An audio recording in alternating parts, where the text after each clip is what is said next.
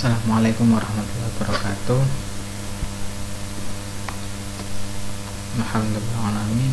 Kita bisa berjumpa lagi ya dalam video saya kali ini mengenai mata kuliah fisiologi hewan mengenai sistem saraf ya. Oke, menu sebelumnya baru bisa membuat video pembelajaran. Oke, langsung saja ya guys, kita mulai pembahasan kita tentang sistem saraf. Oke, nah, apa yang mengendalikan dan mengordinasikan aktivitas hewan ya? Jadi kita dapat bergerak, kita beraktivitas ya, bergerak, menanggapi rangsangan dan lain sebagainya, itu ada yang mengendalikan ya. Jadi kalau kita tahu bahwa kita itu hewan itu disusun atas sel ya, sel membentuk jaringan organ membentuk sistem organisme. Nah, antara sistem organ sampai pada sel itu ada yang mengendalikan, ada yang mengordinasikan ya, yang disebut dengan sistem saraf. Di sistem saraf ialah salah satu sistem organ yang diperlukan untuk menyelenggarakan fungsi kendali dan koordinasi. Itu namanya sistem saraf. Jadi kalau seseorang itu atau hewan itu kehilangan fungsi sistem pada salah satu sistem sarafnya atau ada terkendala sedikit saja pada sistem saraf, maka dapat dipastikan kerja apapun dalam tubuh hewan itu akan terpengaruh ya. Oke, satu saraf rusak maka koordinasinya akan berdampak jelek sekali itu ya. Oke, salah satu sistem saraf disusun atas sel-sel saraf ya, yaitu yang kita kenal dengan neuron, yang merupakan sel fungsional pada sistem saraf yang bekerja dengan cara menghasilkan potensial aksi dan menjalankan impuls dari satu sel ke sel berikutnya. Kita tahu bahwa ciri makhluk hidup ialah menanggapi rangsangan, dan yang bertindak sebagai menghantarkan rangsangan dari lingkungan luar sampai ke dalam tubuh hewan ya, dan itu direspon oleh tubuh ialah sel saraf atau sistem saraf, sel saraf, yaitu neuron ya. Jadi kita bisa merasakan panas ya, manusia kan juga hewan ya, merasakan panas, merasakan dingin ya, menanggapi adanya bahaya, melihat adanya bahaya, melihat sesuatu ya. Artinya menanggapi rangsangan itu yang utama adalah kerja sistem saraf.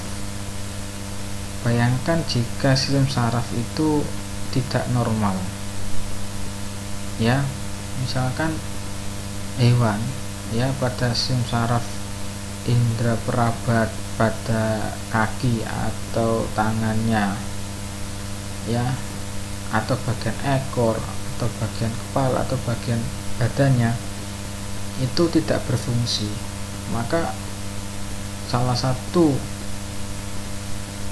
dalam kemampuan menanggapi rasa akan terpengaruh. Misalnya saja manusia, jika tangannya saja ya sarafnya rusak, misalnya tidak bisa merespon panas, itu kan juga sangat berbahaya sekali gitu ya.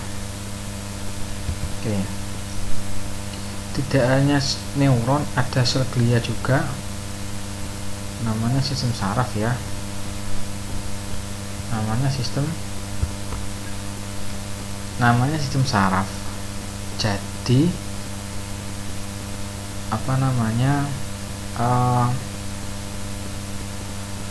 karena sistem nggak hanya satu sel saja yang bekerja, melainkan juga banyak sel ya.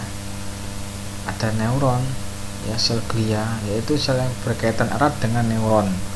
Fungsinya untuk mendukung struktur dan fungsi neuron, tetapi tidak terlibat dalam penjalaran impuls. Dan perbandingan sel glia dengan sel neuron itu banyak sel glianya 10:1. Fungsinya utama sel glia ialah dia itu menjamin kondisi lingkungan ionik di sekitar neuron dan selalu tepat. Jadi ketika kondisi ioniknya di sekitar neuron itu berubah, otomatis yang terpengaruh adalah kemampuan penjalanan impulsnya, ya. Kemampuan dalam menjalarkan impuls itu yang terpengaruh, ya. Kemudian karena neuron juga sel yang memiliki aktivitas metabolik, ya, maka ada zat samping hasil metabolisme yang dikeluarkan. Lah, sel glia itu berfungsi untuk membuang zat-zat sisa dari sekitar neuron. Oke.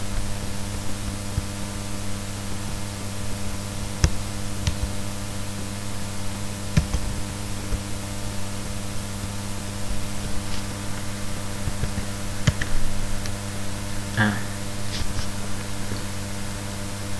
ini contoh gambar berbagai macam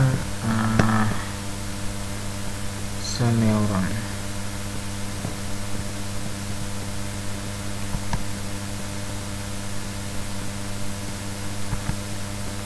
Ya. Ini ada bagian inti sel, ada badan selnya, gitu ya. Ada dendrit, yang apa itu dendrit nanti ada, ya. Ada akson, ujung akson, gitu ya. Nah, ini astrosit atau yang dinamakan sel glia. Jadi ada tipe astrosit, ada tipe oligodendrosit, itu sel glia, ya. Oke. Nah, ini macam-macam bentuk neuron. Ada neuron yang multipolar, artinya ujungnya itu banyak, ya. Ya, ujung aksonnya banyak.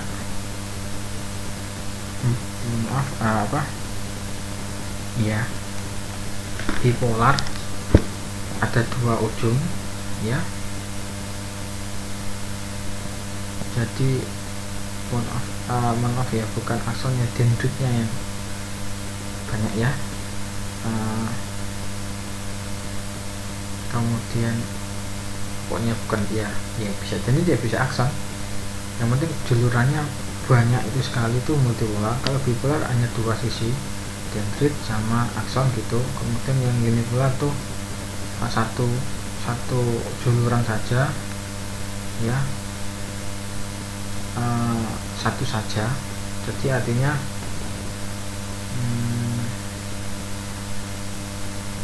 dari saraf tepi langsung ke saraf pusat. Tapi kalau bipolar itu biasanya menghubungkan antara neuron satu dengan neuron yang lain. Dan ini udah sel retina, ya. Kemudian sel olfaktorius. Kalau multipolar berarti sel Purkinje, sel piramida, itu yang fungsinya banyak sekali, ya. Nah, maksudnya dalam pengertian impuls itu dia bisa mengarahkan kemana-mana, gitu ya. Kemudian kalau bagian-bagiannya ada dendrit, yaitu juluran sitoplasma yang ada setelah pada badan sel, ya. Ukurannya lebih kecil daripada akson, gitu ya. Kemudian ada nukleus inti sel, ya. Ada reseptor, ya, ada efektor, ada seliver, ada selubung mielin, gitu ya.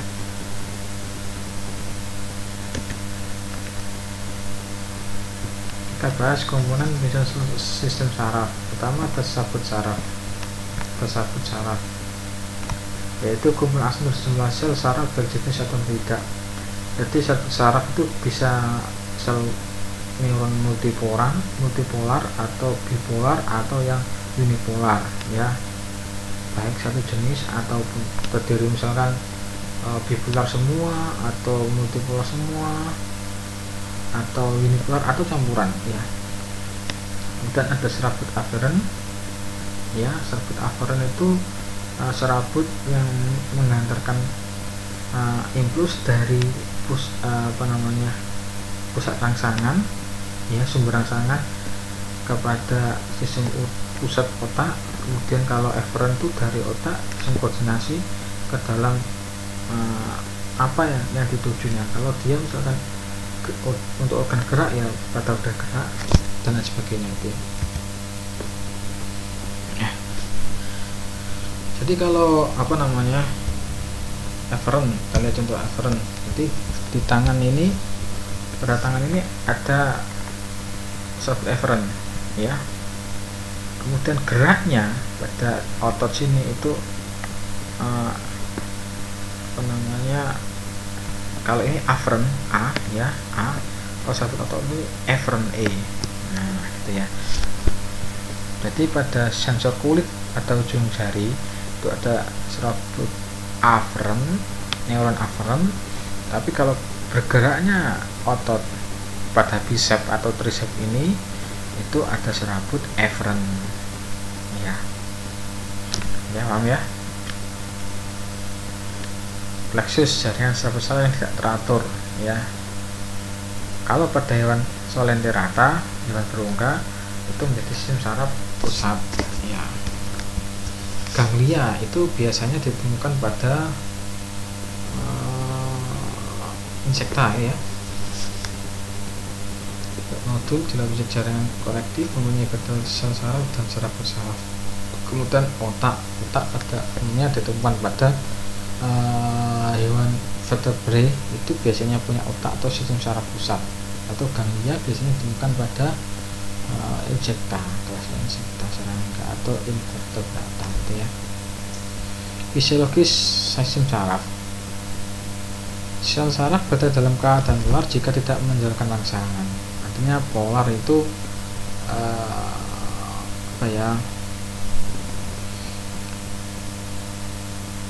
gini, pada penjalaran impuls itu akan terjadi perubahan gradien muatan ya. Kalau dalam keadaan polar, muatan sisi dalam itu lebih negatif.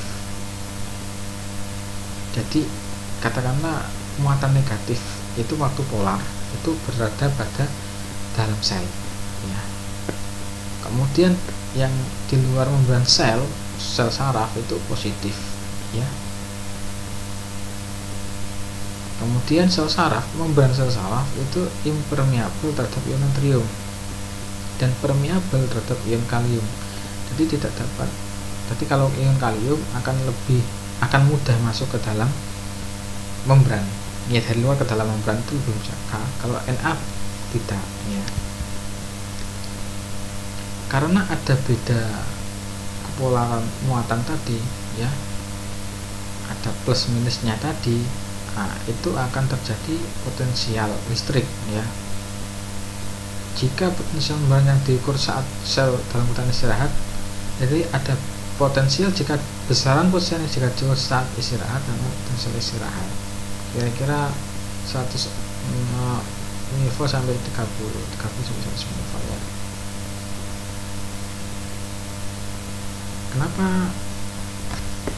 Kenapa ada potensial istirahat ini ya? Karena ada distribusi ion kalium dan yang tidak seimbang di antara kedua sisi membran ya. Kenapa? Karena tadi yang K itu lebih permeabel, yang Na tidak atau impermeabel oke ya. Jadi ini daftar konsentrasi ion ya, yang positif maupun yang negatif juga pada cumi-cumi ya. Jadi ditemukan cumi-cumi raksasa dan itu kelihatan banget sistem sarafnya, dan itu menjadi penelitian yang bagus untuk melihat fisiologi sel saraf ya, atau sistem saraf ya. Misalkan ion K+ ya, ini pada kondisi milimol ya per liter air. Pada luar membran 15, pada dalam membran 400 ya. Pada luar membran Na+ itu 450, dalamnya 50. Kok bisa Pak? Ya karena tadi K+ itu lebih permeabel ya. Tetapi ketika terjadi potensial aksi, artinya ada penjuluran impuls saraf, ada saraf yang harus dijulurkan, maka ini akan terjadi perubahan ya, di perubahan. Ada yang K+ nanti keluar, Na+ masuk gitu ya. Kemudian ketika kembali setelah menghantarkan saraf, itu terjadi beda potensial antara K+ dan Na+, maka terjadi tadi potensial yang namanya istirahat itu ya. Jika ada rangsangan, maka akan terjadi perubahan elektrokimia pada membran sel saraf ya. Elektrokimia apa yang berubah ya, tadi muatannya akan berubah ya. Sejumlah ion natrium Na+ akan berdifusi ke dalam sel, dan ion kalium akan bertahan di dalam sel. Maka tadi kan waktu polar, keadaan di dalam sel itu lebih negatif dan di luar sel itu lebih positif. Dan ketika ada aksi rangsangan, maka Na+ itu akan berdifusi masuk ke dalam sel, dan ion kalium tetap akan di dalam sel. Karena sifat Na+ tadi yang impermeabel, jadi Na+ itu akan susah untuk keluar dari membran sel, dari dalam keluar itu susah. Maka yang terjadi di dalam sel nanti muatannya menjadi lebih positif, dan di luar sel menjadi lebih negatif. Nah, itu menyebabkan perubahan potensial membran. Bagian dalam membran sel lebih positif dan luar membran sel lebih negatif. Dan di saat seperti itu membran terjadi depolarisasi ya. Bukan dalam keadaan tidak polar, dan terjadi potensial aksi. Jadi kalau dalam keadaan polar itu terjadi potensial istirahat ya. Kemudian kalau ketika ada rangsangan ya mengalami depolarisasi, artinya tadi bagian dalam sel saraf itu akan lebih positif daripada sel yang ada di luar sel saraf. Di luar sel saraf lebih negatif. Itu terjadi potensial aksi. Contohnya seperti ini ya. Oke. Nah, jika digambarkan ini arah penyebaran impuls ya. Ini waktu saat sel saraf masih mengalami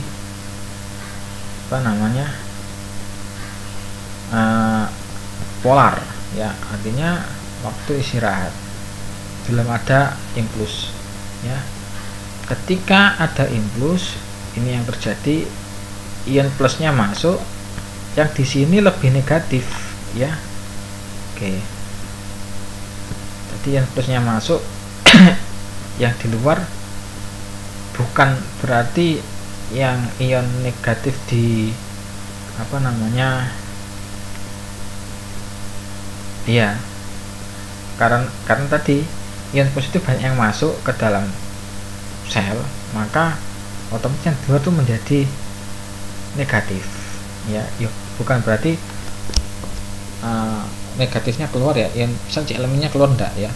C elemen di luar sel banyak sekali ya kan, dibutuhkan untuk proses metabolisme sel ya. Nah, itu kalau ada aksi terjadi potensial aksi. Jadi sel saraf dalam keadaan depolarisasi. Kemudian setelah lewat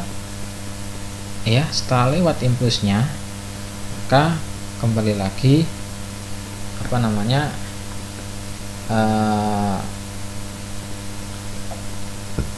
ion K+ akan keluar sedikit demi sedikit ya. Maka keadaan di dalam membran di dalam sel saraf akan lebih negatif, gitu ya. Jadi terjadi proses polarisasi dan terjadi potensial istirahat. Oke. Nah, ini lebih jelasnya ya.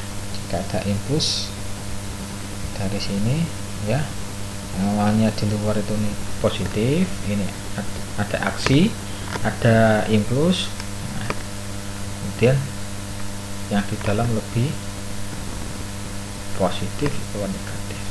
Kemudian setelah impuls selesai, sudah dirambatkan, dijulurkan ya, dihantarkan, maka potensialnya berubah ya, terjadi istirahat. Di sini ada potensial istirahat ya. Ini yang terjadi pada akson atau neuron yang tidak ada silbumyelin. Kalau yang ini terjadi ada silbumyelin, nanti ada sedikit perbedaan tentang cepat tidaknya penjuluran saraf. Jadi ketika nanti mungkin ada, tapi saya jelaskan dulu ya. Jadi cepat mana Pak sel saraf yang ada silbumyelin dan tidak ada silbumyelin, impulsnya dijulurkan atau dihantarkan itu cepat yang ada silbumyelinnya. Kenapa? Karena saraf nanti impulsnya langsung meloncat, tidak melewati silbumyelin, langsung meloncat dari sini ke sini ya, langsung meloncat, jadi lebih cepat dari sini ke sini ya, meloncat dia, meloncat terus gitu ya. Jadi lebih cepat dihantarkan ketika ada penghalangnya atau silbumyelinnya. Dibandingkan ini dia merambatnya ya sesuai ininya, jalurnya, tapi ini ada loncatannya. Oke. Jadi fungsi silbumyelin itu mempercepat impuls ya. Ini gambar lebih tepatnya. Ini gambar lebih tepatnya ya. Kalau polarisasi, bagian luar lebih positif, bagian dalam lebih negatif ya. Kemudian kalau depolarisasi, ion Na plus masuk, K plus lebih tertahan. Ada sebagian ion Cl- yang keluar ya. Kemudian untuk kembali ke tahap polarisasi ada tahap namanya repolarisasi. Ini penyesuaian gradien positif negatifnya ya. Jadi K plus keluar ya, habis tetap di dalam, nanti Cl- masuk. Jadi yang di luar lebih positif, yang dalam lebih negatif, nanti dalam sampai keadaan polar ya. Perpindahan impuls melintasi sinaps. Sinaps merupakan tempat pertemuan antara akson dari satu sel saraf dengan sel saraf lainnya. Juga dapat terbentuk antara sel saraf dan sel otot atau kelenjar. Jadi kebanyakan sel saraf itu ke sinapsnya ujungnya ada di pertemuan sel otot atau sel kelenjar. Misalkan kita tiba-tiba merinding bulu naik itu kan saraf ya, saraf tepi salurkan, nanti dananya kalian jadi bisa ya, ada hormon adrenalin. Jadi adrenalin keluar, kita tegang, takut, keringetan, kemudian kita melakukan gerak yang cepat, langsung lari karena atau merinding atau aksi yang lainnya, itu gara-gara saraf seperti itu ya. Oke. Sinaps eksitatorik yaitu kompleks neurotransmitter. Neurotransmitter itu senyawa kimia penghantar impuls ya. Yang satu kan membran pasca sinaps menjadi permeabel ion plus sehingga mengalami depolarisasi. Sinaps inhibitorik lawannya excitatorik yang menurut Pascal Sinap menjadi impermeable ion Na+, namun permeable terhadap ion Cl-. Membran tidak terdepolarisasi, membran dalam lebih negatif. Jadi ketika ada sinar inhibitorik ya atau saraf sudah lewat, itu ion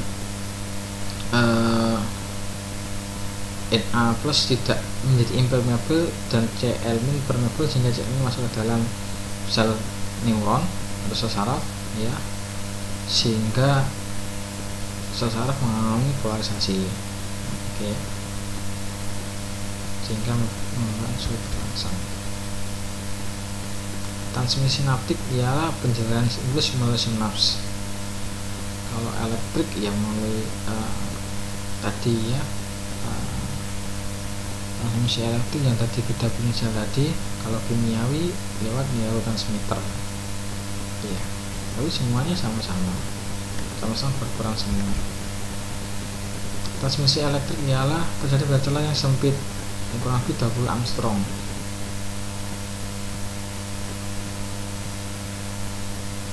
Putasi pada membran presinaps akan diteruskan ke membran postsinaps dengan cara konduksi langsung. Ini biasanya pada invertebrata itu melakukan transmisi elektrik. Potensi aksi pada membran presinaps akan diteruskan ke pascasinaps. Presinaps itu yang luas sendiri, yang bagian menang bersatu dengan lingkungan luar ya. Kemudian diteruskan ke pascasinaps dengan kondisi langsung ya. Misalkan pada arthropoda dan annelida. Oke.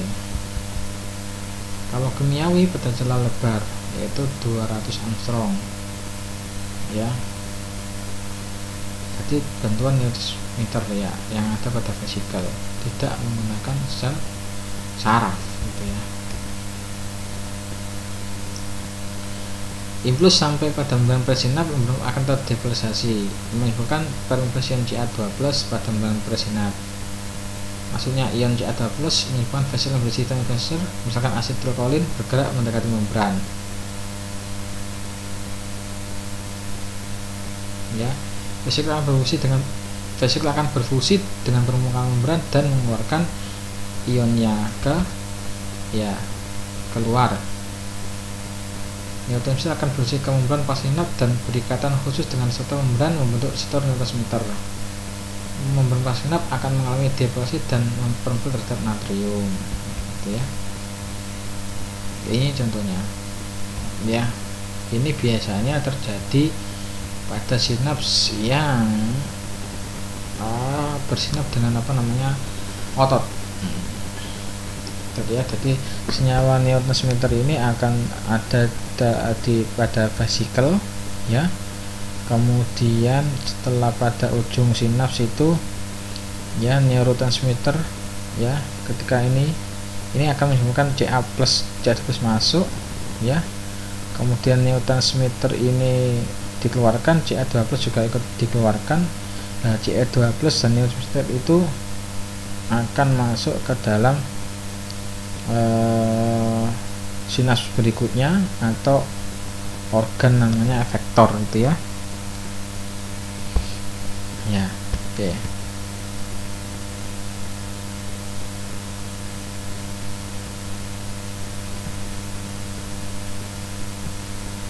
Oke.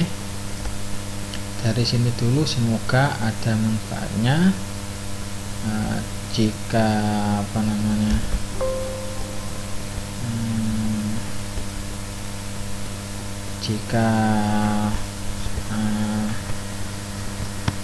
ingin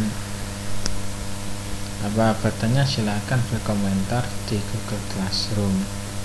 Oke, demikian pula materi yang dapat saya sampaikan pada pertemuan ini. Mohon maaf jika ada salah kata atau yang salah kata mulut atau yang suara yang noise atau yang bising. Semoga ada manfaatnya. Assalamualaikum warahmatullahi wabarakatuh.